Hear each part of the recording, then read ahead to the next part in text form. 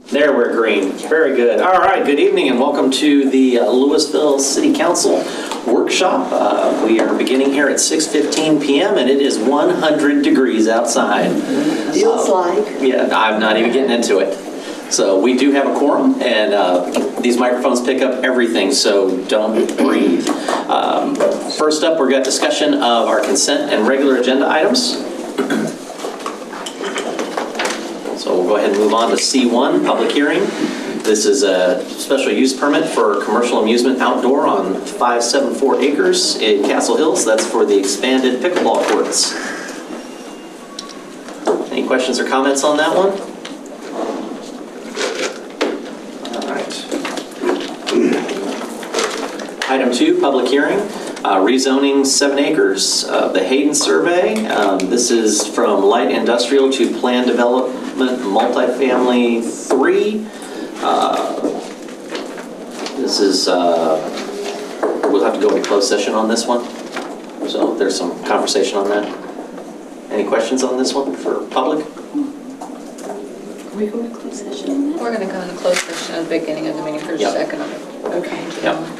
So this cleans up the last. This cleans up the last the last junk, Yeah. junkyards that are there. All right. Item 3, public hearing. This is determining a substandard structure at 2274 South Euchre Lane. This one's been standing around for a bit. And so this one, it's my understanding at this point that at least 3 of the 4 structures have been demolished. So I think all of them are in the process of it being demolished. We don't. Yeah, we confirmed this afternoon that all 4 structures are now on the ground. Has the pool been filled in? The pool's still there, yes, sir. So what we were recommending that you continue the public hearing until our next council meeting so that we can make sure all the structures are removed and there's nothing left. As it stands right now, we really don't know what we would condemn and what we wouldn't because most of the buildings aren't there. So if you'll give us time to kind of Are the outbuildings make sure. going too? There's several of them, several outbuildings. So we haven't been able to confirm that just because we haven't been on the site. And, but we do know that 4 structures are on the ground. We know that there's a chimney still standing. We know the swimming pool is still there because we could observe that. And we think 1 carport is still standing. But the buildings in the back, just because of the visibility from where we're viewing the property, we're on the right of way. We're not entering onto the property. We can't see them at the moment. Okay. Yeah, they just need to haul it off. Because they're being squatted in and everything else. It has been. We haven't seen anybody recently. No, the buildings too. Yes. If they're still there, they're being squatted. Okay. So I think the move here is that we're going to continue this public hearing until a date certain, which would be our next city council meeting. And that will allow the developer to go ahead and finish this up, but it also allow us to go ahead and, if we need to, build a structure to get whatever we need done finished in 2 weeks. So this And is yeah, that goes away. We don't need that one. So we're just going to continue. We're just going to continue. Each one of these, we're going to We continue. have to do them as a separate motion into a date certain. Okay. Do we- And our next meeting is when? All right. I tried. All right. August 3rd. You don't have to read all August that. 3rd. I mean, you August can, 3rd. you can read the caption. Yeah, don't read. And then, No, we're gonna have everybody read them, and then we're gonna put it into AI and see who did it the best. we might I even need publish to a book say on it. It's got a competition. We want it done. All right, so that's item 3. Item 4 is the same for 2304. Item 5 is the same for 2316.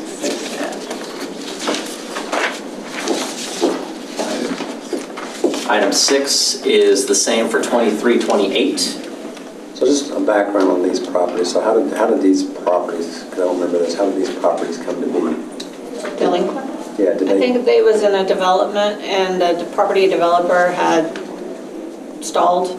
And so they keep saying they're going to start again and they kept, once they started getting code enforcement fines, they started saying they would demolish and got a couple of permits over the last year and a half, 2 years. Yeah, But they never would follow So through. one owner owns all 4 properties and then decided to do that and has done nothing with them until right now.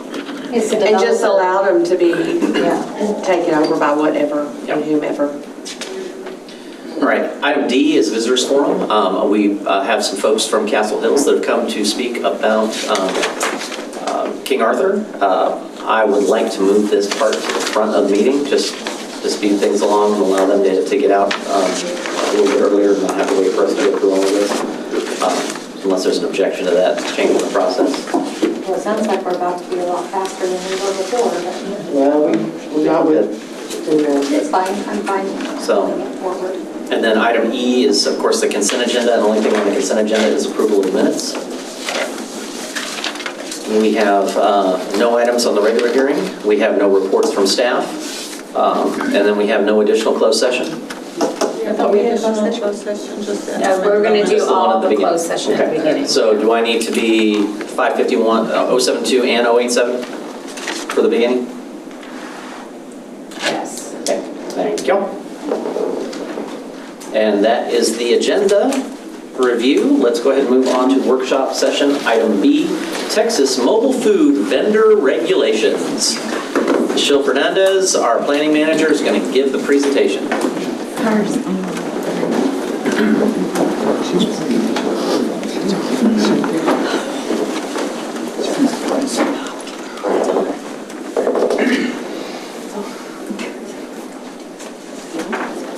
Good evening, Mayor and Council and fellow team members. As you mentioned, my name is Michelle Fernandez, and we're really bringing this to you, one, as I mentioned, to give an update on what's happening in the state of Texas in terms of mobile food vendor laws. But we also want to look at what it means for our city and what are some things that we can look at doing. I want to preface this to say that the things that we're going to talk about or we're presenting here are some of them are ideas, some of them are in legal review. But we're, one, trying to look at what we can do from a city perspective to come up with regulations as it relates towards food trucks. Pedro will talk a little bit about some of the stuff that's going away based on legislation that came out earlier this month. And then I will also touch on some, as I mentioned, some framework that we're looking at from a land use perspective to help as an idea that we could look at putting in place in terms of regulation. One of those things that we're looking at, and I'll talk a little bit more about this later, is kind of putting a definition to what mobile food vendor is. The state defines it as any person who dispenses food and beverages from a food vending vehicle for immediate service or consumption. So that would be your trailers, that would be your food truck, and that will also be your push cart vendors. I share this to preface what I'm going to talk about here in a little bit. Thank you, Michelle. Good evening, Council. Good evening, Mr. Mayor. My name is Pedro Martinez. I'm the sanitarian supervisor for the city of Lewisville. Some of you know me from a prior presentation about this topic, so I'm back to co-present with Michelle Fernandez and hopefully try to get this process going in the city. So when I met with you guys a couple years ago, the state was going through some proposed legislation, and we had to kind of stall our process, our internal review, because of this bill. Last year, Texas HB 2844 was passed, and the official name of this bill is the Mobile Food Vendor Regulatory and Consistency Act. And what it did is just created, or the intention was to create statewide consistency to the operation of the mobile food vendors. It is also limiting the ability of cities and counties to issue permits, to conduct inspection, to investigate complaints. And it transferred all the responsibility and authority from this type of operation from locals to the state level. And it also added language to prevent local governments from imposing requirements that conflict with the language in this statute. We went through a review of our city ordinance, and we identified a few sections that may present some conflict with the language in the new statute or the new law. We identified that section 7-240, 7-241, and 7-245 have some language that will have to be amended at some point, and we're going to bring some of those changes to you guys again once the review process has been completed. What these sections govern, 240 is about general car vendors operation. 241 is the general overview of mobile food vendors. at the city level, and 245 is for roadside vendors. We haven't really had a lot of roadside vendors in Lewisville in a long time, so it's a good opportunity to maybe review and revise some of those sections. This bill becoming law, we identified some areas in which we have some concerns, and that's why we're doing this presentation with you guys today. Number one, we now that the permit authority is not with the city, it's with the state, we wanted to make sure that we have something in our local code of ordinance that would allow us to at least review and ensure that the vendors that are in Lewisville do have a valid permit issued by the state of Texas.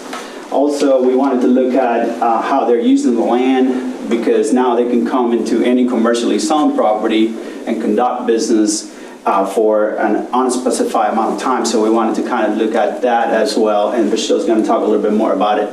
And also, this new law requires owner authorization and a restroom agreement to be signed, and we wanted to have the possibility locally to look over that and make sure that that's being done.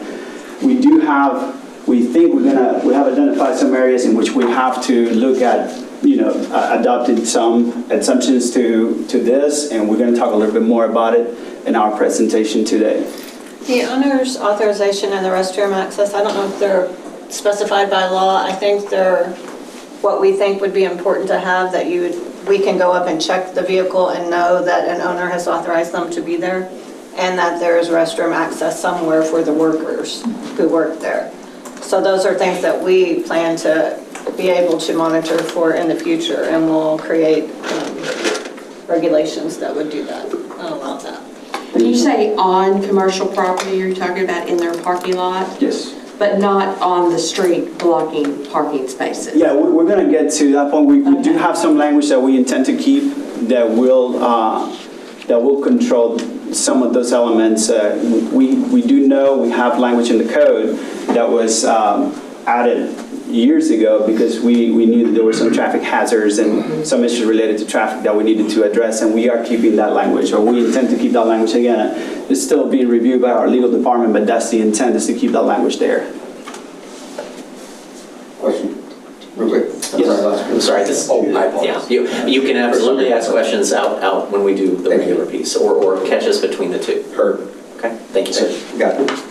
So just continue with this topic of what we're looking at, our finance department, we're going to have some language, and Michelle's going to go a little bit deeper into this, into the UDC to not allow the operation in any residential districts, and also to kind of have a conversation about the language when we have two or more operators in the same lot, and how that impact the operation. They become a food truck park, and that's the language is in the UDC, and we're going to require an SUP for that. But also, they will require to comply with the parking requirement, with fire lane and fire codes, as well as the International Appropriate Maintenance Code. We also have some language, as we were talking about earlier, where we intend to keep under our Chapter 7, that this is specifically related to the operation around schools, also operation within city parks, operation and selling from the right-of-way, as well as codes that we have already in the books regarding signs, as well as waste and disposal that we have under our Chapter 16, the utility code.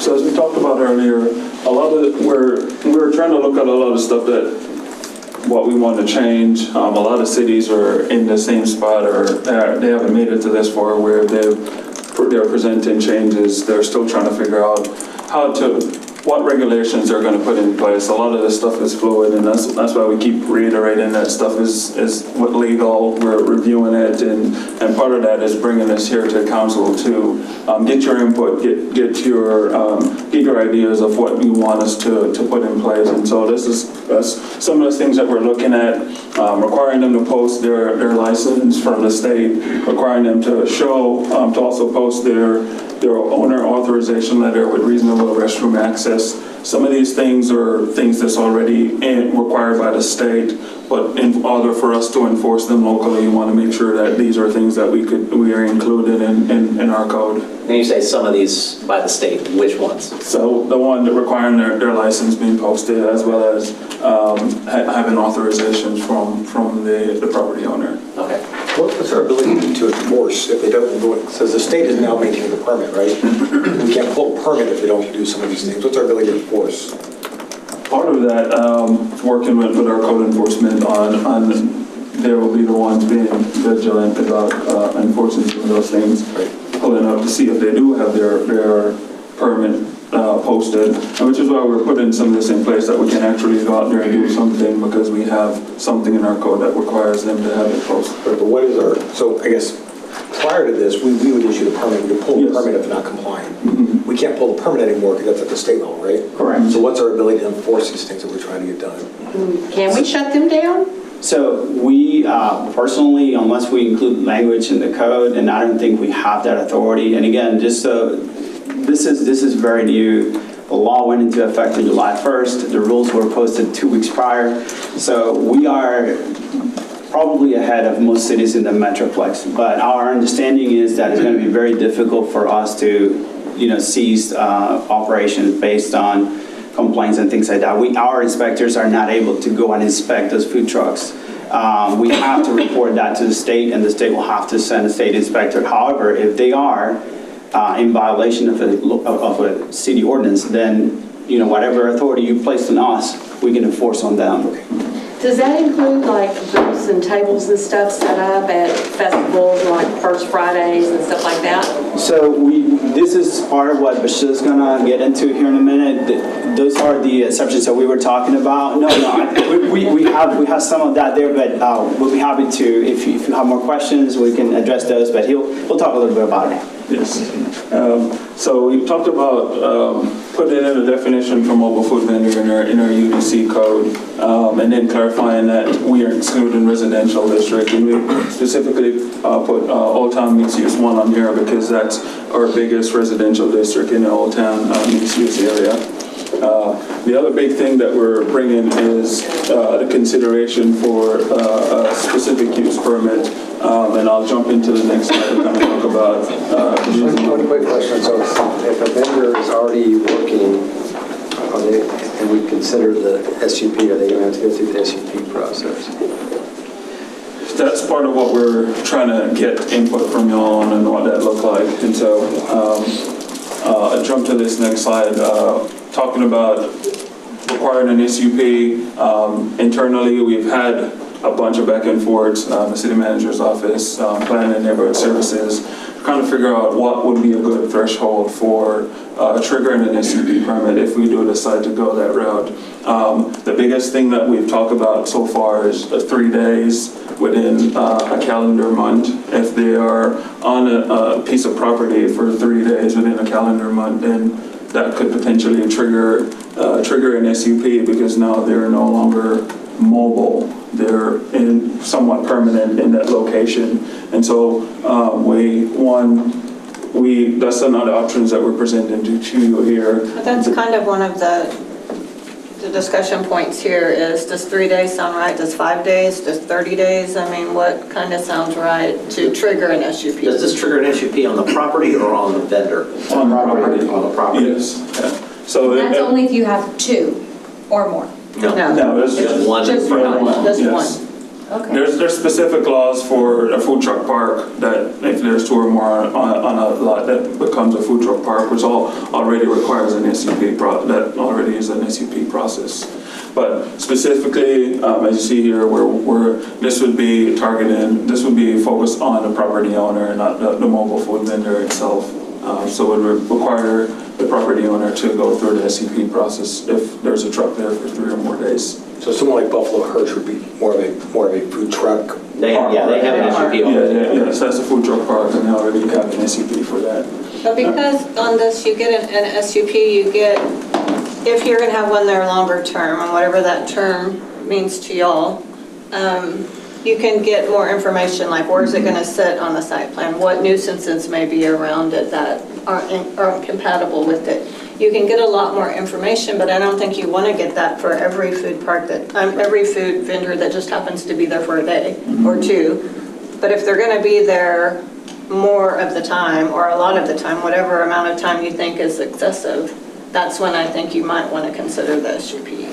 So would you, well, you'll get to the, never mind. That's fine. There's one more slide. You'll get to it.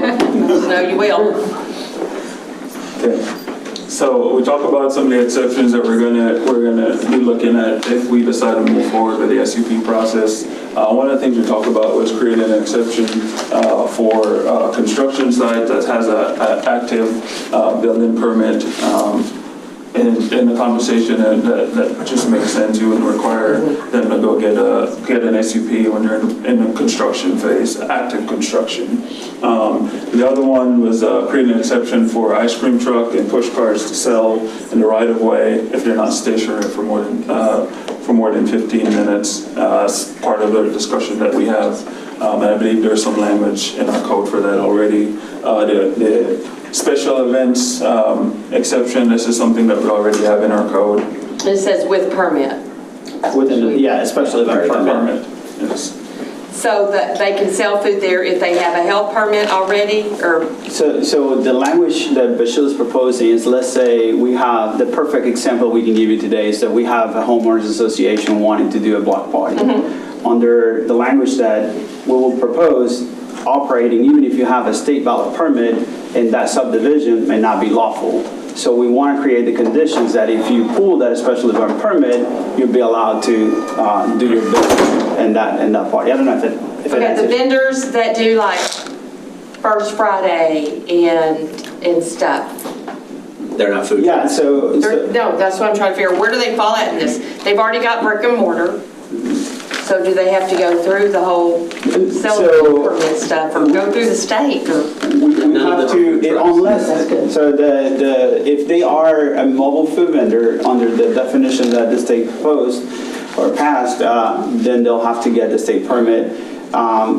We won't be able to issue temporary food permits for mobile food vendors moving forward.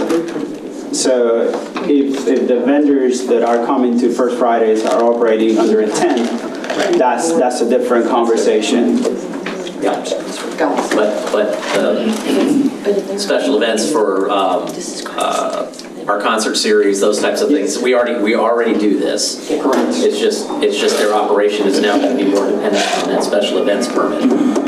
That's correct. And then the last exception on here is for companies that want to bring in mobile food vendors for the employees. So let's say a school district want to bring in food trucks to celebrate for their staff. This would be an exception that we create for that. Just a quick event permit. Yes. Let me ask a quick question on the same lines. Out in Castle Hills, we have for the first Saturday, I think we have a farmer's market sitting in private property, but there's a food truck, it's a good food truck, that sits on public streets. How would this affect something like that? So if they hold, so the farmers market itself operates with a special event permit, and they can bring vendors within that umbrella, right? So if we have a vendor that is not part of the market, but wants to sell on public property, meaning Lake Avalon, I would assume they will need to get authorization from our Parks Department, even if they have a state issue permit. If they are going to Lake Avalon. It's actually part of the event, so they. If it's part of the event, then there's no problem. Okay, thank you. And again, a lot of this, like we said, is fluid, and we're still working through legal, but we want to bring this to you to have a conversation about would we go towards an SUP process, and if so, what is the duration for triggering that SUP process? Would we stay with 3 days like we've talked about? We move to 5 days? What does that look like? Once we kind of get more direction from our council, we can continue with legal review and kind of put a final document together. I like the idea of X number of days per month. I don't know if I'm terribly worried about how many, whether that's 3, 5, I don't know. But I definitely like, if you're going to be showing up on a property, so there's 2 types of properties, right? There's going to be a property with an active owner that's like, hey, I'm really interested, and I'll do what we need to do and make it work. you're going to have other property owners that are in absentia, and somebody just finds somebody that parks out there and doesn't do anything. And that's the one I'm a little more worried about. So this at least creates some sort of, we have to have a dialogue about just putting up a business. Wouldn't the requirement that they have to have a letter from the owner authorization letter, and that's a state requirement, right? Yes. With restroom access, wouldn't that prevent somebody from just pulling up on an empty? I don't know if that's, I mean, that's a little easier to get than an SUP. What, the state permit? Yeah, no, the letter saying they can use my restroom. So they're going to get the state permit regardless. Right, but there has to be a building that's open and operating. Yeah, but you still got folks that have a building that's a rental, let's say. And so that's a rental building or strip center, and that owner lives in California. I mean, we get a letter, we're not going to go do handwriting recognition to find out if it was the guy in California that signed it or if it was just the guy that's running the space and likes having the food truck out front. It would be the property management, I think. Yeah. Well, I mean, really, I think the issue that we're really talking about is, how does, if somebody's going to set up a food truck, it's really about how does that impact the flow of people and traffic, right? So. Well, no, other businesses. And other businesses, right. You don't want them clogging up the parking lot. I don't want a mobile coffee shop sitting right next to the human being, let's say, because Taco Bell is, letting them take some parking spaces. How about somebody who parks in the right-of-way, sort of on the property of a current SUP owner? So, and that's one of the things that we're also talking about is if we're looking at a property owner, would the SUP be specific to the food truck that they bring on there and not be specific to an individual food truck versus multiple food trucks? More specific operator. Yes. Yeah. So I'm assuming the SUP probably had a max number of food trucks that they were allowed to do when they did that, probably?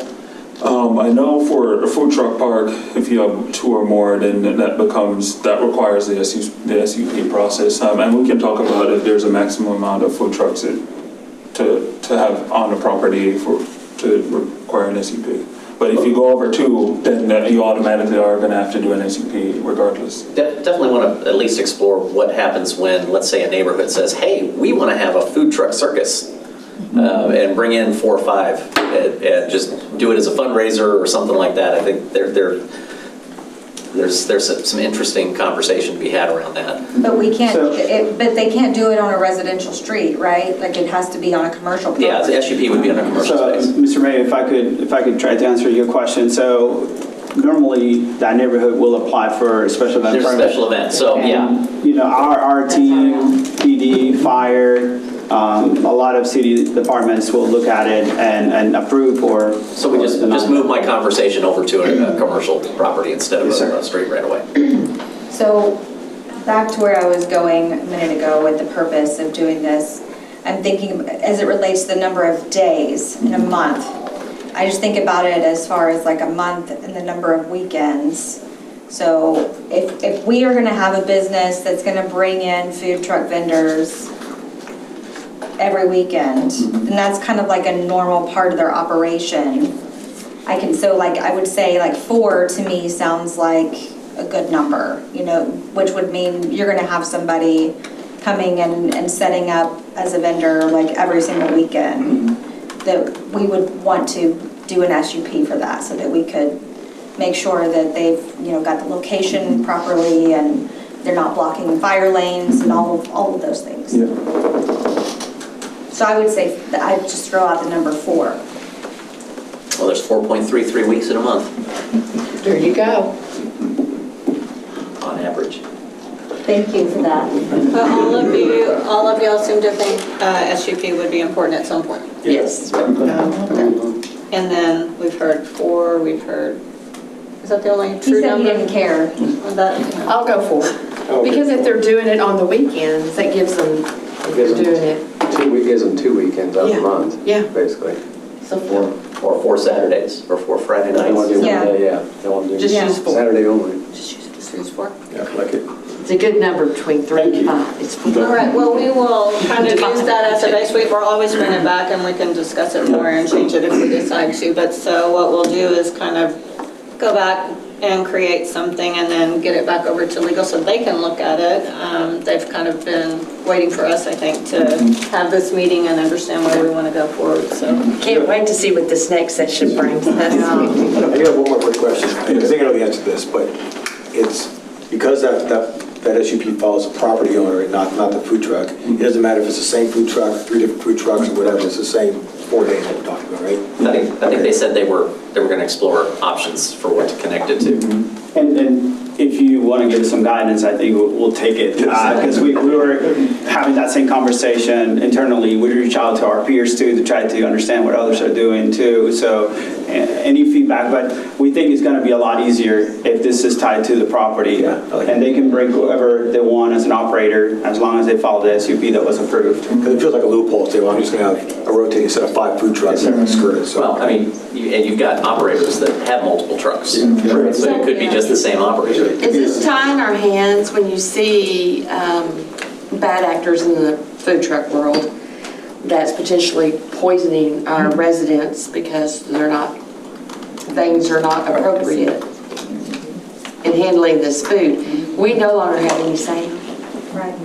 They have inspectors from Austin are going to come down and look at that. The state Somebody's throwing up. The state has a regional office here in Lewisville. They should have an inspector in Lewisville. Now, that position has been vacant for a very long time. Of course it has. So what I hear you saying is identical kitchen, food truck kitchen, restaurant kitchen. Got a hold of some of this lettuce. Got a hold of the lettuce. I can shut down the brick and mortar, but I cannot shut down the food truck. Buyer Is that what I'm beware. hearing? Yeah, as This long as is your we're dealing state right here. with food safety codes, Yeah, yes, we're not. We have to report that to the state of Texas that's exciting. and have them come and. So they could potentially There is some poison hundreds before it ever Hopefully, gets. yeah, hopefully it won't happen, but I would agree with that assessment. There is some very vague language in the statute that under very extreme cases, we could step in, but. As a side, I would love to see if we can't give them some opportunities to clean that language up at the state. Oh, let's do. Since we're going into the 90th legislative, this seems like a really low-hanging fruit that we... Perfect opportunity. And it might be more cities with the same problem, Yeah. same concerns. Yeah, so appreciate that, guys. So I was just going to mention, since you asked for feedback on as far as what the SUP, what to tie it to, the vendor or the property. I think considering that we don't have the ability to regulate the food trucks as far as cleanliness and all of those things. Temperatures. Right, as far as those things go, their operation at all, we have no authority. I would say we tie the SUP to the property, which focuses on the things that we do have authority over, which is placement and fire Well, and safety and all if those they things. get really, really sick, they have somebody to sue. If you're gonna have food truck on your property, Yeah. knowing the lack of, And I know So some food the truck SUP would be tied to operators, the property, it's so the they bad could- actors that ruin it for everyone. Yeah, that's what I'm afraid of. Somebody really getting sick nowadays because they don't have to keep their temperature. They don't have to have this running. Oh, their condenser went out, so what? I agree 100%. And I think, like we were talking about tying this to the property owner is not going anywhere. They have an investment in Lewisville. SUP is not granted for life. If you don't comply with it, it can be revoked. So, I think we have some elements there that we could use.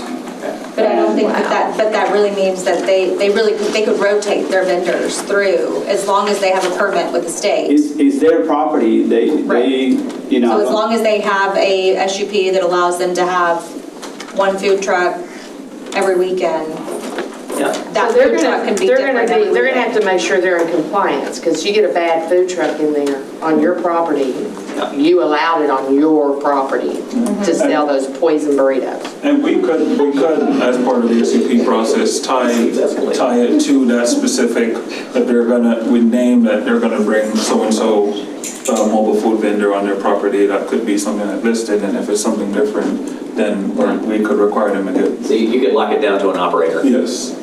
I mean, I just don't know if we have no regulation over the operators. I don't know what the point of that is. Alcohol permits. It's like you're playing Russian roulette with health. Welcome to eating out. It'll be my last food truck for a long time.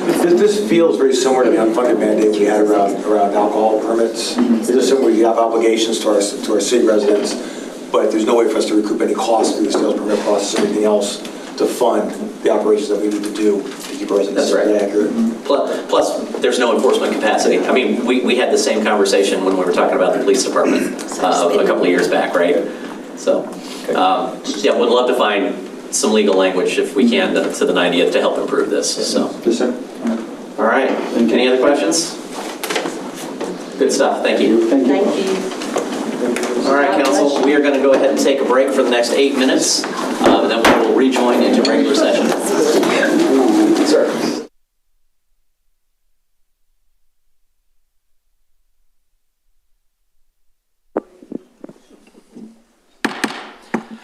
Good evening and welcome to the regular session of the Lewisville City Council. We do have a quorum and it is 7 p.m. First up on tonight's agenda, we have the invocation with Mayor Pro Tem William Meredith.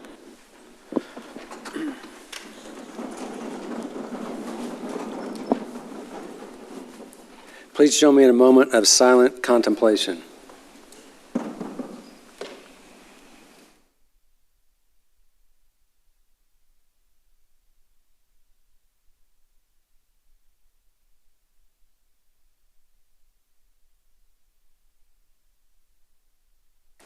Thank you. Councilmember Kuykendall. Join with pledges. I pledge allegiance To the flag of the United States of America and to the republic for which it stands, one nation under God, indivisible, with liberty and justice for all. Honor the Texas flag. I pledge allegiance to thee, Texas, one state under God, one and indivisible.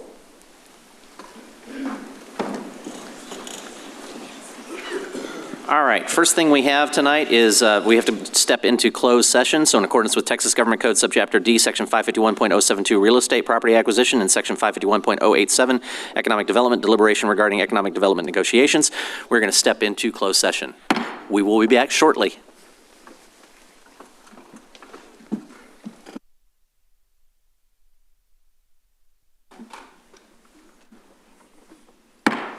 All right, we're going to come back into regular session. It is 7:19.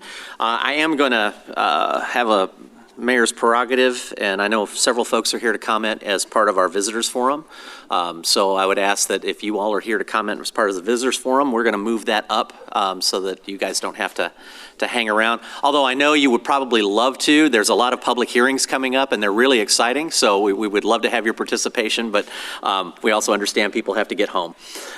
So first up for the visitors forum, speakers must address their comments to the mayor rather than to individual council members or staff. Speakers should speak clearly and state their name and city of residence prior to beginning their remarks. Speakers will be allowed 3 minutes for testimony. Speakers making personal, impertinent, profane, or slanderous remarks may be removed from the meeting. Unauthorized remarks from the audience, stamping of feet, whistles, yells, clapping, and similar demonstrations will not be permitted. In accordance with the Texas Open Meetings Act, the City Council is restricted from discussing or taking action on items not listed on the agenda. Action can only be taken at a future meeting. Now, we do have groups of 5 or more who can use a designated spokesperson, and they can get up to 6 minutes by doing that. So I believe that's been communicated, and we have somebody that's performing in that way. So I appreciate that. But again, we want to hear from you, and I'm glad you all came out. So the first group I have, and my apologies, is that J. Fred, I'm sorry, I can't get the last name out there, but this is speaking for the group regarding King Arthur traffic calming. And if you could state your name and city of residence for the record, please. Oh, there we go. Hold on, we're going to get that mic working a little bit better. Can I pick it up? Can you hear me? Yep. Is that better? There we go. Thanks, Jay. Sorry, tall. So I didn't plan on speaking today, but my friends elected me 30 minutes ago, so here I am. I live at 2400 King Arthur. I'm precisely in the heart of the traffic calming project. As I said, I didn't intend on being here, nor did I intend on being on Facebook, but in the last few weeks, I've been pretty solid on Facebook. So I feel like I owe it to my friends and neighbors to be here and speak. 21 years ago, my wife and I built our home on 2400. It is the epicenter of traffic speed on King Arthur. If you were to drive by our home, you'll see it's on a blind curve. It's always been an issue, speed in general. If you're going over 25, that's speeding. So when my daughters were little, my youngest one in particular, funny little story, my wife's a terrible parent, so she let our daughter escape through the front door to get the mail, and she ran down the street in her diaper, and our mail lady saw her, and she was on the stripe running for wherever knows. God knows where she was going. Anyway, so we've always been cognizant of the speed on King Arthur. So when this traffic calming project came about, we're like, we'll back up 1 second real quick. We even asked to have the speed bumps move closer to our house at one point, if anyone ever does that. That's kind of strange, right? So they did. But anyway, this traffic calming project, when it was coming in, I was like, this sounds okay. Yeah, all right, bike lanes, that sounds great. And then when the curbs started appearing, and I call them curbs for shorthand, they're the bike lane barriers. These things, just in my short amount of time, I've seen they're extremely dangerous. I've drive down King Arthur to Old Denton, leaving work and coming back. I've changed 2 tires already, followed them to Quick Car. One day I saw 2 wrecks in one day. And this is after we removed some of the first phase that were placed there. There's countless tire marks and everything. Like I said earlier, I wanted to give short solution, or just, I don't want to complain too much, but I think with all the wrecks, moving forward, I would like to ask that, maybe this become an agenda item at some point, but if we could commission an independent safety review would be interesting thought to consider. Considering removal of these curbs, again, bike lane barriers. Bike lanes are great. I can live with bike lanes. The barriers are the problem. I think we'll see more and more wrecks. When I called the police non-emergency line, they said, "Oh, are you talking about King Arthur?" And I was like, "Yeah." They're like, "Oh, yeah." It was kind of like, "Okay, you're not the first." So, and I think, there's something interesting, Mayor. I handed you that paper on Lewisville, North Carolina, which is very interesting. I've met the mayor, so yes. Yes, so they have a traffic calming approval threshold, and I just thought it was, God sent that I should print that out and bring it to you. So if you guys have time, we can share that with your fellow councilmen and women, but that's all I have to say. I appreciate your time. Thank you for everything. Hope we can move forward. And Lewisville and Castle Hills have always been great partners. My wife used to work for Chris Bright back in the early days, and just love the vision, love the partnership with Lewisville and not Carrollton. So thank you for that as well. That's all I got. Thank you, Jay. Next up, Jen Wilder. And Jen, just name and city for the record. You don't need to do address. All right. Hi, my name is Jen Wilder. I'm an 11-year resident of the city of Lewisville. And similarly to Jay, I thought that was really well said. I want to start just by thanking each of you. I know that you're in these roles because you care so much about our city. And as long as I've been a resident, that's been very clearly demonstrated many, many times over and over with the wonderful care that you've given to our community, to the safety in our community, and to really having really high standards and listening to our feedback. So with that today, I wanted to share similar concerns with the King Arthur Calming Project. The main thing I would say is just that I know there was residents who came forward with some safety concerns. And I appreciate so much that those were addressed in a really, really well-intentioned way. So thank you. I guess I would just ask that today is a new day. Today we have a new set of circumstances on King Arthur, and I think today would be a good day to do a safety evaluation as it stands today.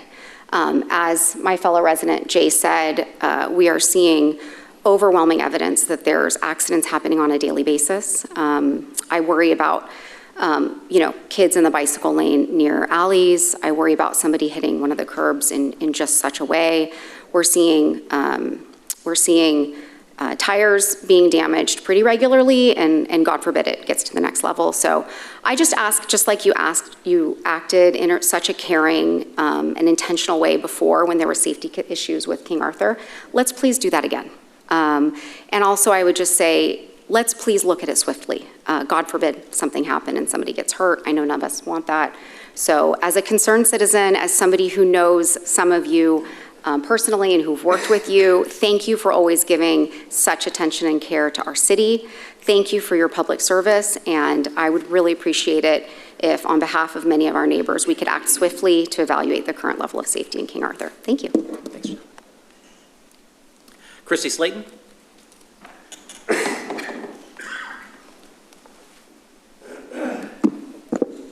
My name is Christy Slayton, a 15-year resident of Lewisville and Castle Hills.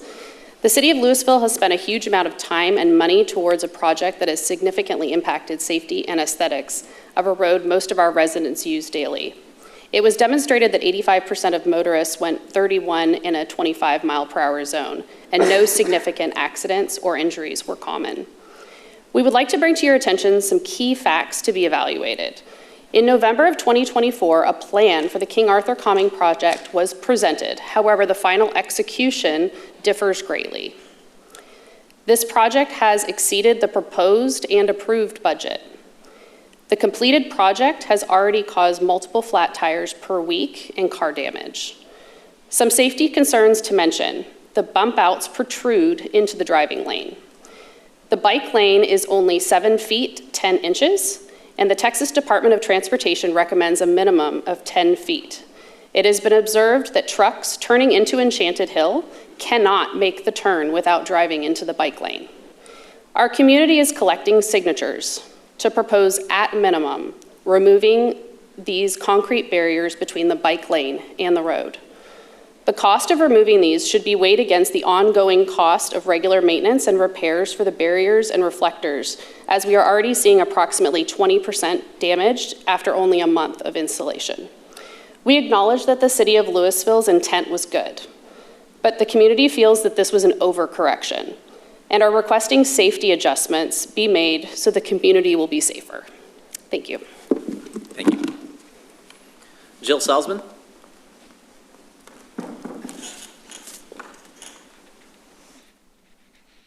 Hi, my name is Jill Salzman, and I've lived in the Castle Hills probably for about 26 years.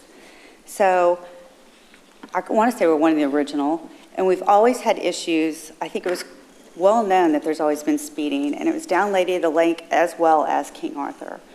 And I guess I'm more of a data person, so I know that you've had to collect data for the speeding and the safety on King Arthur, and that was the justification for the original project. And in order to do something, you're going to have to collect data to prove that it's not okay. But the difference is, before we're dealing with speeding, and now we're dealing with destruction, as well as, in my opinion, higher safety concerns, because there's no forgiveness for any of the drivers. The other day, my husband was turning in, and there was a car coming straight on and at him, and there was nowhere for him to go. So he had to put on the brakes. My dog flew to the front seat, and he was just waiting for that car to stop. And because of the concrete barriers, there was no forgiveness, there's no padding, there's nowhere for a driver to go, there's no way to swerve. So I'm asking for, I guess, the length of time for you guys to collect data to make sure that it is justified compared to what you're trying to gain from the results to what we're seeing. And that's all. So thank you. Appreciate it. Thank you. John Ferguson.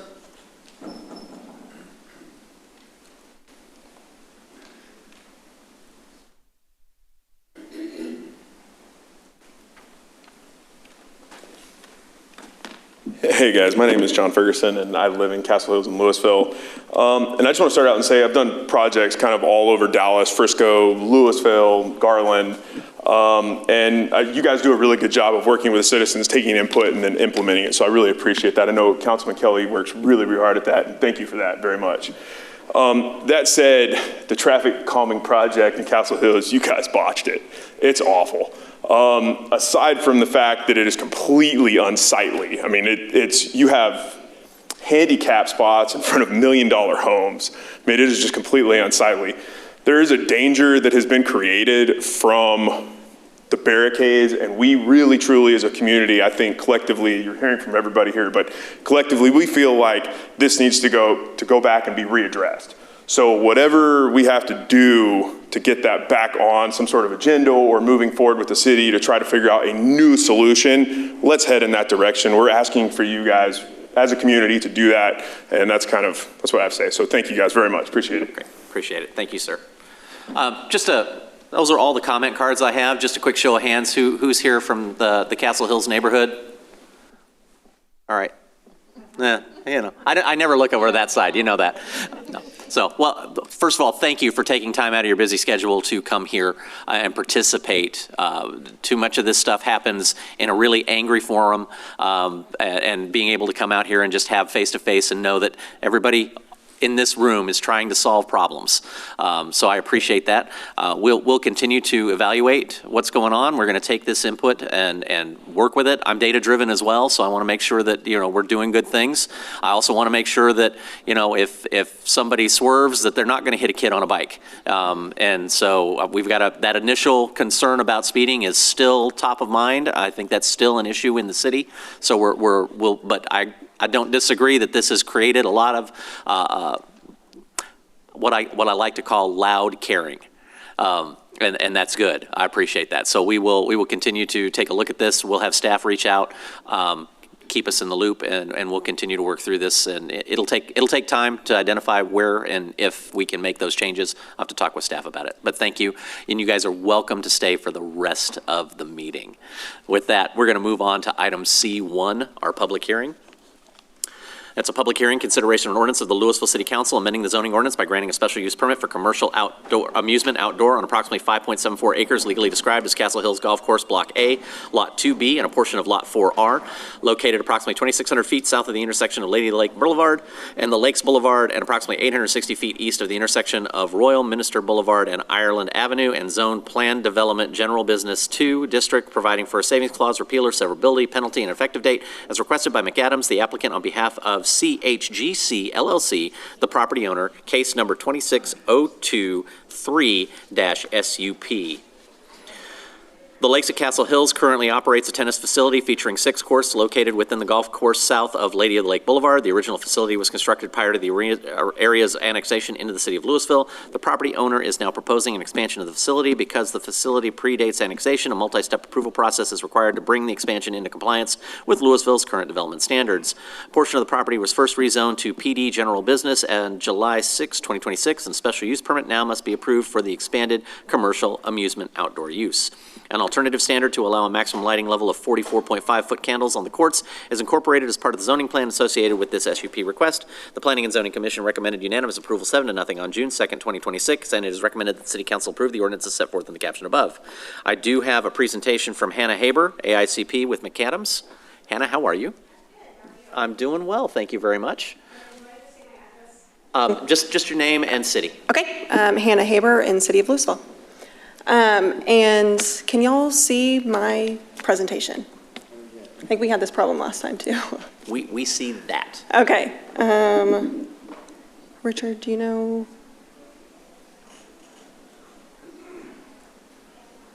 I believe they'll be working in the... There we go. There it is. Okay. Yes. Okay. There you go.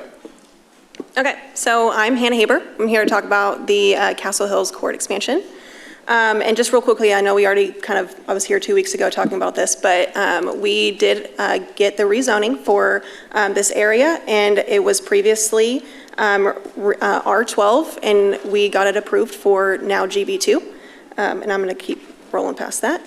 Here's the project overview, again, showing where the proposed pickleball courts will go, as well as the proposed tennis courts. And then the need for additional parking. So right now, there's a lot of people parking on the grass, and so with these additional courts, we are requesting some additional parking spots be installed as well. And then I know last time we had kind of quickly talked about drainage, and so I wanted to kind of bring up the FEMA map and kind of show y'all where the parking is going, which it is. A portion of it is located in the Zone AE floodplain. And then I also wanted to kind of show y'all the grading plan. So we have already submitted the construction documents for this project, and it is currently under review with the city. And this is our grading plan that we have currently submitted for our first submittal. It is showing basically all of the existing drainage is coming south, and it's going into a small little pond over there. And this parking area is matching, and we are connecting into existing grade. So we are not bucking grade. We are not trying to change where the water is currently going. It is matching existing grading.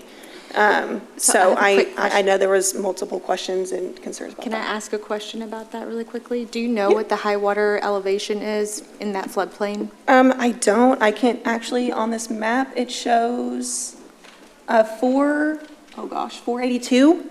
482, I believe. There's like a little black line right here. I think it's 482. Okay, there you go. Is that the elevation? Okay. Yes, that's where it could flood up to, is 482.3. Okay, so if, with this grading, if we happen to have a flood event and there was water sitting there, a good corner of that parking lot could be underwater. Yes, ma'am. And I do want to say, when it does rain, the courts are closed, and they have to be in order for them to get them cleaned and get them dry for safety reasons. So there's really, so if it is, flooding and ponding, if it does occur, no one's parking out here, and no one will be parking out here because no one's playing when it's, flooded, if it was flooded. But to this, I've talked to the general manager, and he said that he hasn't seen flooding in this area for years. So I guess the concern of it, flooding and all that, at least in this particular area, isn't a major concern. But if it was to flood, not many people would be out here, and many cars would be out here. Okay. We did have the city engineer look at that this morning. Councilman Kelly had a question on it as well. And he let us know that if it was during a 100-year event, it would be a couple of inches, not feet. Okay. So just so that you have that kind of in your... Okay, yeah, just as long as we're not worried about, creating a big mess with, after the water recedes, and then also just it's not impacting the integrity of the pavement. Yes, and I will say again, we're connecting into the existing grade. And so that the intent is to not change the flows by any means or change where the water is already going. And that is currently going into that southern pond down there to the south. Okay. Can we bounce back to slide 5 real quick, please? Absolutely. I'm sorry, one more backwards. This one? Sorry, keep going. I'm looking for the one that's, there we go. This one? Okay. Yeah, so I went out and walked this property, because my concerns were mainly if it flooded, is it going to impact things that are not associated with the club? And from what I can tell, these are far enough away to where my concerns are alleviated. Yes. So if it impacts anything, it's going to impact the clubhouse out there, the tennis courts, but I'm not seeing how this would impact retaining walls or anything for the housing structures on that side or on Enchanted Hill on the other side. Is that accurate? I mean, as far as you can tell. Yes, and I will say all of the proposed improvements are outside of the floodplain. And so we are not trying to impact that by any means where people will actually be playing and located at. So thank you so much. You're welcome. But I think that as part of the engineering site plan process, because that's not where we are yet, right? But that would include, there would have to be some sort of detention or something because yes, we're adding they will more look at that during surface. the So review. that's down the road. Yes, That's ma'am. not right now. Yes, ma'am. Perfect. Any other questions? Okay, thank you all so much. Thank you, Hannah. I do have some residents who are requesting to speak on this item in support. First up, Mike Barnowski. Mr. Mayor, I'll defer my time to a fellow resident who also wants to speak. All right. Stephen Tran.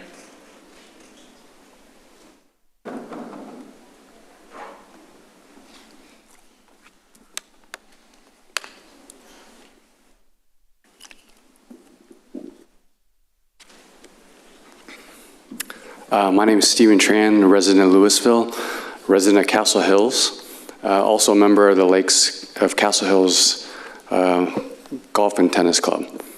I wanted to speak in support of the special usage permit that Ms. Hannah talked about, but I'd also like to ask for the club to have some autonomy to balance the homeowners' wishes and the members of the club in regards to the hours of operation. As an example, this week it's over 100 degrees, sunsets at 8:30, and to have the lights in the club have to shut down at 9 o'clock just sounds a little silly. I think the tennis courts were built there and the lights were built there before the homes were, and it's like living on a golf course and then complaining about golf balls in your yard. It's kind of like you knew what you signed up for when you bought the house. And I think that's where some of the pushback is in terms of the hours of operation, in terms of the lights. And I think 10 p.m. is a respectful time to the homeowners. And on something analogous, but not exactly in Lewisville, but Legacy Hall in Plano is built right next to townhomes and apartments. They play it over to hundreds and thousands of people at over 100 decibels, and within 50 yards of their venue up until 10 p.m. So I think a tennis court having lights on, playing tennis is a much more calming and peaceful atmosphere. But I support the special usage permit, but just asking for some autonomy to the club in terms of hours of operation. Thank you. Thank you, sir. William Darnell?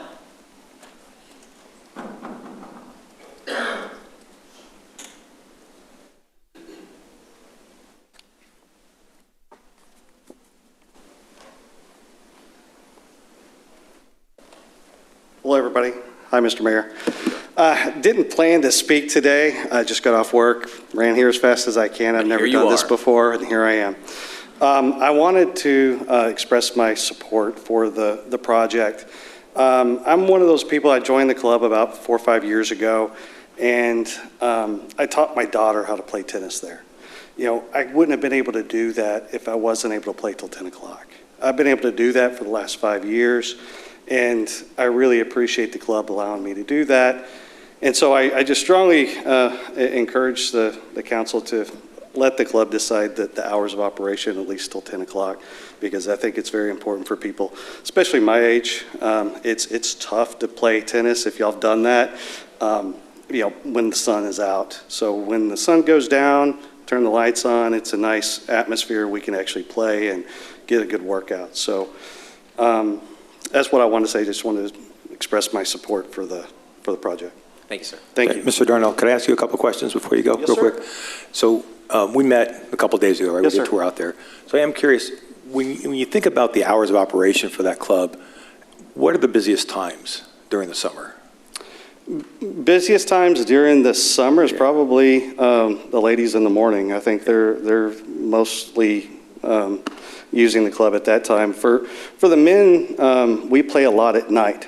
You know, we work, and you know that's when we are able to play. So cutting it off at 9 o'clock has definitely hurt us this summer. We haven't been able to play as much, and it's definitely hurting the group. Okay, thank you. Can I ask you a question? Yes, ma'am. Are you one of the neighbors in the neighborhood adjoining to that met with McAdams? I don't that one of live- the stipulations was the 9 o'clock. So I don't live in the reserves or that specific community. I live down the street on Sir Constantine. But since I've been there, those courts have always been there. The pickleball's always been there. The lights have always been on. We've been playing till 10 o'clock, you know, for the last 5 years. But they haven't been that close to the neighbors up there. They've always been there. The pickleball courts are a little further back, but the tennis courts have always been there since I've been a member of the club. And those houses have been there since the, I think, but predating the houses. I think those courts were there before the houses were there. So it is, I don't understand why any homeowner that would live in that community in those houses would complain about those tennis courts because they knew they were there when they bought them. Richard, could you pull up the map that shows the new court versus the existing courts? We can pull up Hannah's presentation that has those Oh, there she illustrations. is. I was looking for you. I was like, where is Hannah? Any other questions for Mr. Darnell? Yes, sir. Any other questions? I'm going to let him sit back down. Thank you, Mr. Darnell. Appreciate you. So we're talking about lights on the green or the red would be the new lights. So that speaks to Mr. Darnell's comments about locations. Oh, okay. The yellow lights were always there. Yeah. And so the new lights are further away from the residences, from the houses. Are there can I ask this question, Mayor? Are there any of the residents that are here that had these issues? Are y'all here? Everybody. Or is this members? Yeah, everybody that here aren't is, okay. Everybody here who signed up is in favor of the new setup.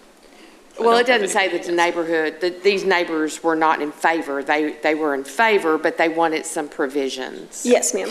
But none of them are here. It does not look like that is the case. Right. Thank you for pulling that back up. I appreciate it. Of course. David Gerard? Mr. Gerard, are you the one that Mr. Boronowski deferred to? Yes. Okay, thank you for that.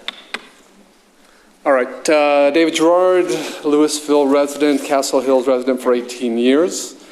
So first of all, I want to say that I strongly support the approval of the special use permit. The club has outgrown its current tennis facility. More courts are needed for leagues, teams, lessons, and regular member play. Improving the tennis and pickleball facilities will help the club keep pace with the golf facilities and strengthen its reputation and add value to Castle Hills community. Even if the council disagrees with me about the hours that I'm going to suggest, I still ask you to approve the special use permit. My second request is that the council not impose a blanket 9 p.m. shutdown on every court and light. Please retain the 10 p.m. as the maximum operating time and allow club management to decide which courts can be used responsibly between 9 o'clock and 10 o'clock p.m. The courts are not all situated the same. If you saw the map that was up there before, courts 1, 2, 3, and 4 are the existing tennis courts that have been there for many years. Those were the courts that are closest to the actual homes. Courts 5 and 6 were built in 2021 approximately, and the new courts, probably going to be numbered 7 and 8, are also further away from the houses. So in that diagram, if you still have it, again, the 2 sets of courts that are being built are the furthest away. So again, they're not all situated the same as far as proximity, distance to the homes. So turning the lights off on those 4 closest courts at 9 would make the greatest difference and should actually improve the residents' experience over what they have in place now at the 10 p.m. Because this would, so the other courts that are much further away and the proposed pickleball courts are buffered also by distance, trees, and the clubhouse. The club has also reduced the proposed lighting, adding shields, designing the system so that very little light reaches the residential property lines. The existing courts and 10 p.m. hours were in place before the nearby homes were built. Anyone buying those homes could see that they were moving next to an established licensed tennis facility with evening activity. Their concerns deserve consideration, but they should not eliminate a long-standing amenity for the broader membership.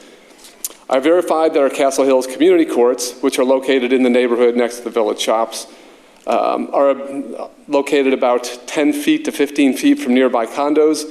Those are lighted and reservable until 10 p.m. I also checked the city of Lewisville today, and the lighted public and pickleball and tennisville courts at Lewisville High School can be reserved until 11 p.m., although there are homes on Sweetbriar and Springwood that are only about 80 to 85 feet from the closest court. Castle Hills allows 10 p.m., or Castle Hills community allows 10 p.m., Lewisville allows 11 p.m., wide should the lakes be forced to close at 9 o'clock p.m. We're not asking for every court to stay lit until 10 o'clock every night.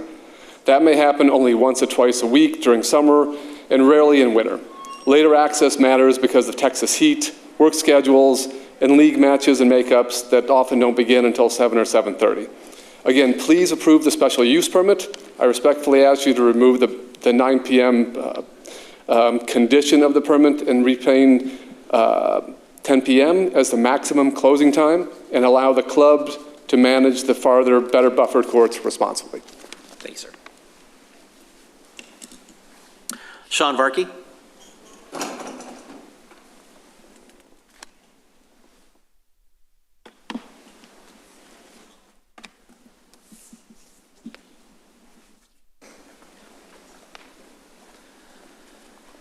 Good evening.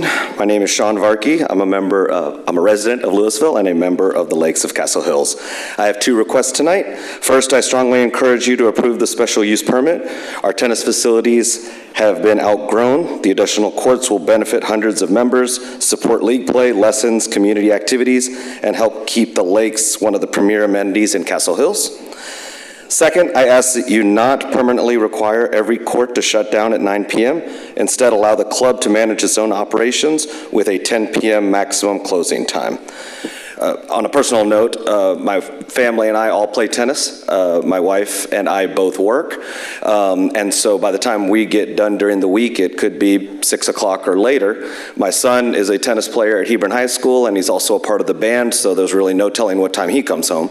And my younger son is now going to Killian and will be part of the tennis program probably in the years to come.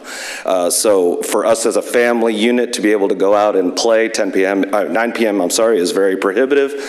We need those extra hours on many occasions for us to enjoy that family time and play tennis. Thank you. Thank you, sir. I don't have any other written comments. The public hearing is open. Are there any other comments or questions from council? We have Hannah Haber here. We have Richard Lukey. So do we need to close the public hearing and then have our discussion, or how do we do that? We can close the public hearing and have our discussion. I move to close the public hearing. I'll second. All right. I have a motion and a second. All those in favor signify by voting when that little voting screen comes up. There we go. I don't get the vote. There's no voting screen for me. We try to do that every I know you do, actually. Success. Yeah. Aye. So yes. Right now I have 5 yes and 1 verbal yes. So six to none. There it is. There it went. Somebody gave it to me. Appreciate it. Whoever You're just looking for all that attention, Patrick. Come on. Okay, yeah, that's right. So I have a question about this motion. So this motion currently, as is, if we were to approve as it's written in the caption, that would include the closure at 9 p.m. Did I see something that says that the lights are already turning off at 9 p.m.? I'll have Hannah address that question. That is, yes, ma'am. They are already being turned off at 9 p.m. But that's at the discretion of the club. They used to go off at 10, but the club tried to make it right. Yes. Okay. But the electrician has already fixed it to where it's going off at 9 p.m. already, but that can be adjusted? Yes, ma'am. Okay. And then I know there was some discussion about a gate, but that is not included in this motion. Okay. So I actually think that there's been some very good points made tonight about the operating hours. I think for me personally, the fact that the courts that are closest to the residences were actually there prior to those houses being there.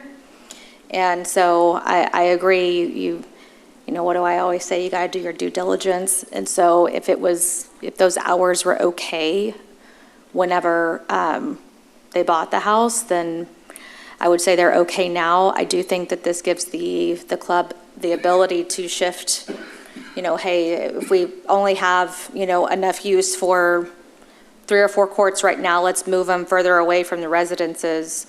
But I'm fine with leaving that to the club's discretion.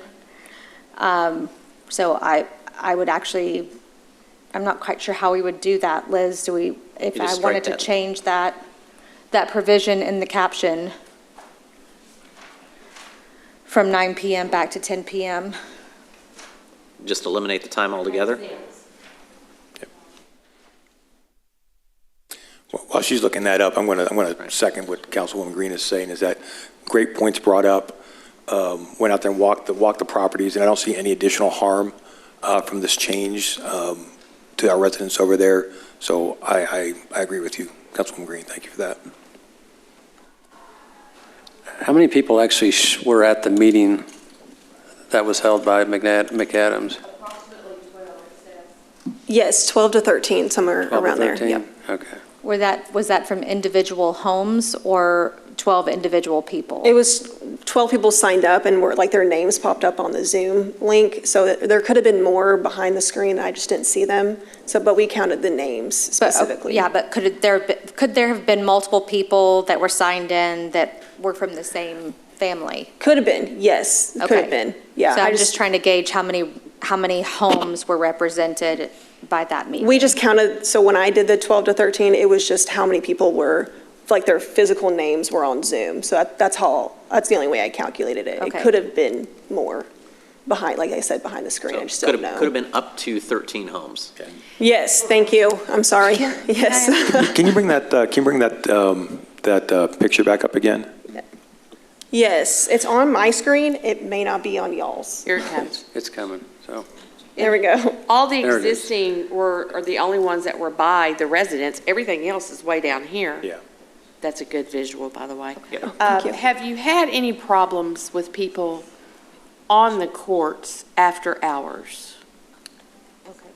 Tim, do you want to speak on that? Yeah, at times, I'm Tim, I'm the general manager there.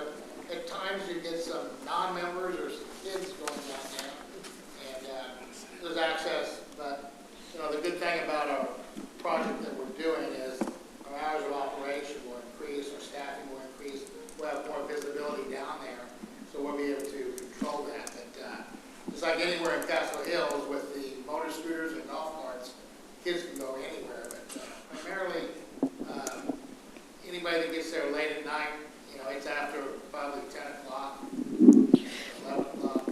This goes to the gate issue. Putting a gate in might keep a car out, but would it keep the kids out and people that are utilizing this after hours? Keep a golf cart out. Majority of the people that go there late at night that are not members or kids are probably in their personal golf cart that they fool around the neighborhood with. So that gate would not do that. And, it also, there's just other ways you can access that through Enchanted Hills, through the golf course, through the clubhouse area. So Yeah. the gate would be more for a small deterrent, which we are possibly looking into that. Makes it look a little more private down there. And it's another way that I can put a camera on that gate that I'm planning on doing. So it's just not part of our plan here, but there'll probably be some small deterrents, but it's not going to keep the kids out, unfortunately. Are each of these courts lighted individually on separate circuits? That is a great question. Can I have you come up if we're gonna? Yeah. Sorry about that.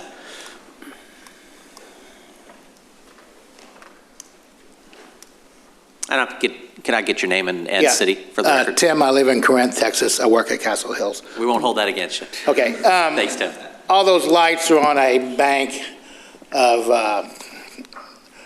you can manually turn them on, or you can set a timer. So we primarily set the timers, and that controls when the lights are going on and coming off. At times there's glitches in there, but for the most part, they're working pretty well. If it gets a little dark earlier in the day because of some overcast skies, we can manually override those, turn those on. Then we got to make sure the staff then turns them off or puts them back on auto shut off. So that's a point of emphasis that we're working on because we've had some glitches in there. Again, the idea when we expand our footprint down there is we have more people working there. We will not have the lights turned on when we don't have a court reservation from 9 to 10. So we just don't want to burn electricity for no reason, nobody playing. And as I think that some of the members supportive of it said that, there is some seasonality in there. It's that hot summer that, you kind of need those lights on when they play from 8 to 10. We don't have a lot of members playing from 10 o'clock in the wintertime because it's cold out, and it's obviously, they can probably play easier during the wintertime in the shoulder months and not have to go late. So Those lights are controlled, fully automated when we turn them on, but they also can be manual. But they're individual, so we can turn on whatever courts we want, turn them off as we please. Thank you.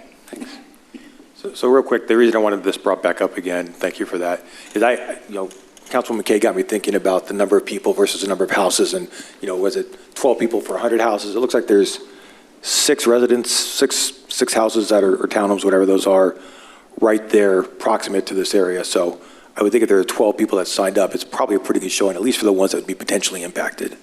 But anyway, I wasn't sure until I saw that, so thank you for bringing that up, Councilwoman McKay. But if they're not impacted now?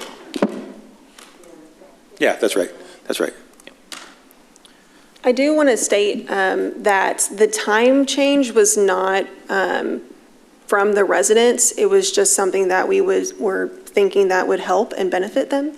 And so that wasn't a decision that came from them. They just primarily wanted the lights turned off at 10. And so that was something that came from them. It is just the concern of 10 p.m. lights off. So I do want to throw that out there. Sounds yes. like a win. And I think, quite frankly, we talked about this briefly, it's really incumbent on the business to be doing what they need to be doing to be able to provide for their neighbors as well as their constituency. So I don't have a problem letting them be the scapegoat if that's what we need to be. So let them take care of it. I'm ready, Mayor. You ready? You got language? Ready. All right. Yeah. I'll entertain a motion. Okay. I move to approve the ordinance as set forth in the caption with a change to the hours of operation condition allowing the courts to stay open until 10 p.m. I second. I have a motion and a second. All those in favor, please vote. And if you're not in favor, you can vote too. Can somebody vote for me again? Aye, in favor. Voting passes 6-0. Thank you all again for coming out. We really appreciate you. I can't.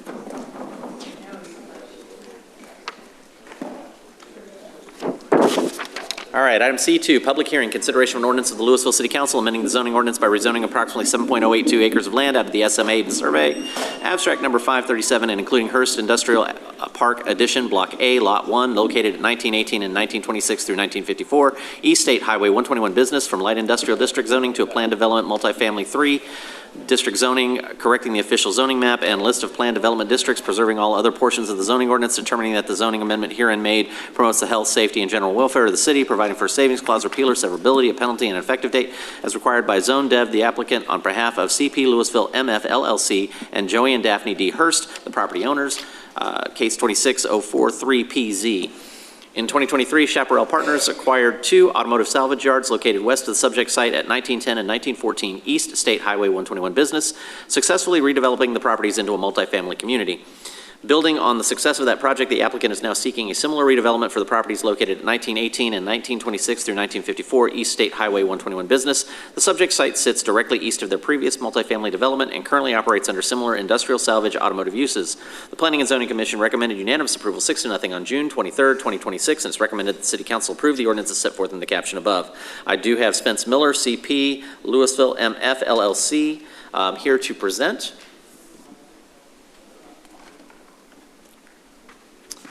And Mr. Miller, just name and city for the record. Perfect. Spence Miller, Dallas, Texas. Thank you, sir.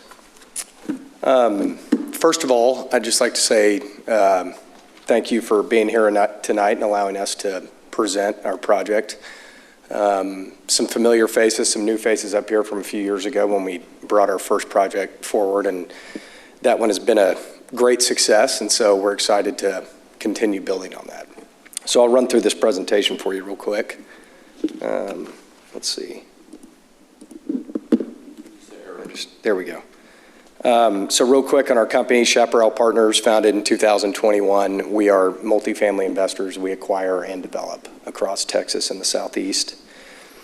A visual for you on what you just described, Mayor. The Walden is our existing phase next door, where we bought the 2 previous parcels. The light blue on the right is the property we're talking about now, and as of last week, we are officially owners of the parcel on the left side of that light blue screen there. So really excited to build the apartments because I am not an industrial storage operator. Like we've discussed, here's another visual of the site, the existing uses, auto salvage, and industrial storage. As with the site next door, we're excited to see this parcel cleaned up, as it stands for our existing project, and obviously for the larger area, just to clean it up. We see this as kind of the last piece to bringing the whole block together. Quick description on the project. We've got 3 4-story buildings, about 265 units on 7 acres. Similar property amenities will be offered to next door. An enhanced amenity package, business center, fitness center, club room, grilling areas, resort style pool. We'll also have some open spaces around the site. So really a lot of upgrades to the project, even to what we were able to do successfully in the phase 1 next door. Same goes for the unit amenities. This will be an upgraded, enhanced amenity offering for unit amenity offering for our residents. These are just some sample renderings of the project. This is a standalone project. So there are some similarities, but also a lot of differences. We wanted the focus here to be a little bit more of an urban edge in the design. We're very proud of what we're showing here and how it's going to ultimately look. This is an interior elevation of the pool courtyard. The pool courtyard is almost twice as big as what was next door, which was exciting. We know that'll be a good offering for local residents. These are elevations. And then this is our alternative standards exhibit. We are asking for the same alternative standards to MF3 that we proposed on the first phase that we built. And with that, I'm happy to answer any questions you might have.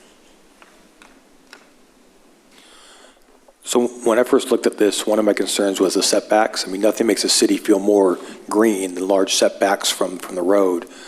And please correct me if I'm wrong, but I think when I saw 15-foot setbacks from 121, that's an addition to the overall buffer that's already like 30 feet. Is that right? Well, yes, we do have a 25-foot setback from 121. The reduced setback is down on Midway. But that is a setback in addition to the existing buffer that's right there. Thank you. Yeah. Other questions or comments? I guess the only thought process that I had here, we have looked at the sewer, right? Just because I know we are talking about something, we're talking about a change in the density, the max number of units per acre here. So we have thoroughly looked through the sewer and made sure that the existing system has capacity to handle this increased density, right? Yes, we have. Okay. Just wanted to get that on the record. Absolutely. And then I just wanted to say I really appreciate, because I don't remember how many years it's been since you came through with phase 1. 3 years. 3 years, okay. Almost so a I know that and I know you were talking about doing this piece at the time as well, so you have really dedicated yourself to making this happen. And so thank you for sticking with it, because I know that little piece there where did you get all the cars with that property too? Do you get to move those cars too? Luckily, they were willing to take the cars with them. Okay, good. So thank you for sticking with it. I think this is going to be a major facelift for the corridor, and we're very excited. I'm very excited about it. Well, thank you, and that feeling's mutual. The city's been wonderful in trying to get the first one done and this one, so I'm really appreciative of that. Thank you. All right, I don't have any other comments from council. The public hearing is now open. I do not have any public comments or cards at this time. So council, if there's no further comments, I'll entertain a motion to close the public hearing. Mayor, I move to close the public hearing. Second. If everybody with Patrick would please vote. You can vote. No, you can vote. There we go. Thank you. Six votes and no no's. So motion passes. Mr. Miller, thank you so much for your investment in the city. Thank you all very much. Appreciate it. Yeah, we're just closing that one. Now, we're going to go ahead and vote. Okay. We need to move to approve the motion. Move to approve the ordinance as set forth in the caption. I'll second it. All right, we're waiting for that. And if you all please vote, motion passes 6-0. All right. Moving on. Item C3, public hearing. In accordance with Chapter 214 of the Local Government Code and Article 7, Chapter 4 of the Lewisville City Code, a public hearing is required so the City Council can consider whether the structure located at 2274 South Euchre Lane, a 1.31 acre tract, Tract 12 in the El Bourgeois Survey Abstract 52A should be declared a substandard structure, and whether the structure must be secured, vacated, repaired, removed, or demolished. At this time, I believe we want to go ahead and table this until the next council meeting. We'll continue it, sorry about that. And a continuation, what's the next date? August 3rd? All right. So I'll entertain a motion to continue this until August 3rd. Mayor, I move to continue this to August 3rd. Second. I have a motion and a second. Mr. Mayor. Yes, sir. I'm sorry. Yeah, go ahead. Come on. This is going to be the owner. It is.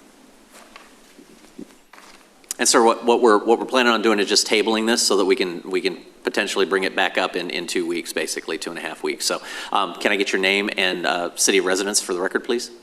My name is Venkat Murari. I'm resident of Frisco. Thank you. And your comment? Comment is like, I know that, the next 4 public hearings on the agenda is about the properties that needs to be demolished. Yes, sir. But what we did is, like, as of today, we've demolished all the properties. Yes, sir. So well, thank you for that. So that you are aware of that. So yes, that's why we just came to inform that. So yeah, I mean, any decision that they're already demolished all 4 properties. Wonderful. Well, we appreciate that. We're going to go ahead and we'll go ahead and I think make a motion here to table, and then making sure that, or to continue, and then make sure that everything's taken care of by the next council meeting. So I appreciate you guys getting in there and doing the work. Thank you, sir. Thank you. Appreciate it. All right. Council, I need a motion to continue. I move to continue the public hearing to August 3rd. Do I have a second? Second. I have a second. All those in favor? We have a, yep, there we go. Motion passes 6-0. All right. Public hearing item 4. In accordance with Chapter 214 of the Local Government Code and Article 7, Chapter 4 of the Lewisville City Code, a public hearing is required so that the City Council consider whether the structure located at 2304 South Euchre Lane, a 1.5 acre tract, Tract 14 in the El Bourgeois Survey, Abstract 52A, should be declared a substandard structure, and whether the structure must be secured, vacated, repaired, removed, or demolished. I'll entertain a motion. I move to continue until August 3rd, 2026. All right, I have a motion. Do I have a second? I have a second. All those in favor signify by voting. Motion passes 6-0. Thank you, council. Item C5, public hearing. In accordance with Chapter 214 of the Local Government Code and Article 7, Chapter 4 of the Lewisville City Code, a public hearing is required so the City Council consider whether the structure located at 2316 South Euchre Lane, a 1.5 acre tract, Tract 15 in the El Bourgeois Survey, Abstract 52A, should be declared a substandard structure, and whether the structure must be secured, vacated, repaired, removed, or demolished. I'll entertain a motion. I move to continue this to August 3rd. All right, I have a motion. Do I have a second? Second. I have a motion and a second. Council, please vote. Jennifer is making that thing dance over there.